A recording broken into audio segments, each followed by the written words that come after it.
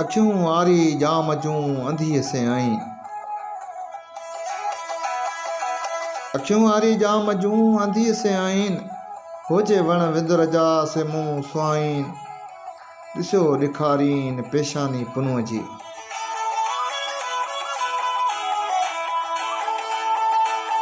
हिन धी ससुई सां आरी जाम पुनूअ जूं अखियूं साण आहिनि। उहे ई विंदुर जे वणनि ॾांहुं मुंहिंजी रहबरी पियूं कनि। उहे ई पुनूअ जी पेशानी पसी वरी मूंखे थियूं ॾेखारीनि।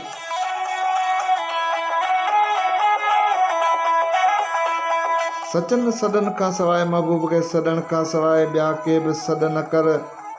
पिरी ॾियां हलण खां सवाइ ॿियो केॾांहुं बि न हल। मोहबत जे मच में जलण खां सवाइ न चल, ऐं पिरी जे फिराक में रुअण खां सवाइ न रो।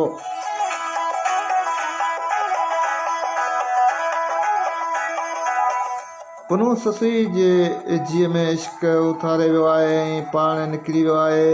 हाणे ससुई जे अंदर में फिराक जो फट पियो करे। हीअ मुद हींअर सभु नाता टोड़े खावड़ियुनि जियां लकनि में बीठी आहे। तालिब तूं बि समूरा हिजाब लाए ससुई वांगुरु रुहानी पंध में काहे पो। तूं छांव जी पुछा न कर, पर उस में अॻिते हल। तूं जा बजा रुली पिरीअ खे ॾोर त आख़िर इश्क में रची लाल थिए।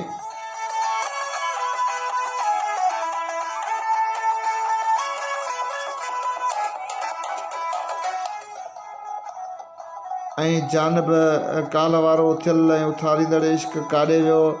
ए सरतियूं ही बेपरवाह नींहुं मूंखे जॻाए वियो आहे। उनजो फट लोच थो मचाए, उनजो सूर सुम्हणु नथो ॾे।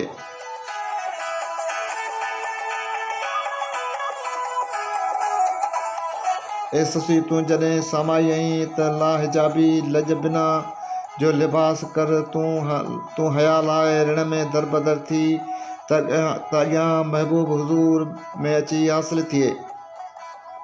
ऐं दुनियावी हिजाब तर्क कर त महबूब मिले।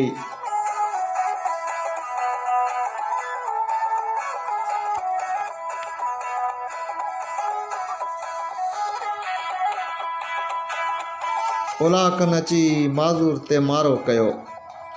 ओलाखन अची माज़ूर ते मारो कयो। मथां वर विसारी मंझा कुर कची।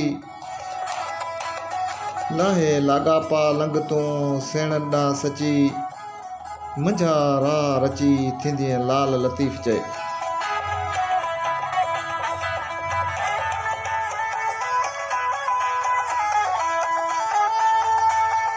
गमन अची न हीणी ते हमिलो कयो आहे। गमन अची न हीणी ते हमिलो कयो आहे। कांध तूं मतां हिन ख़सीस खे अंदर में विसारे छॾी।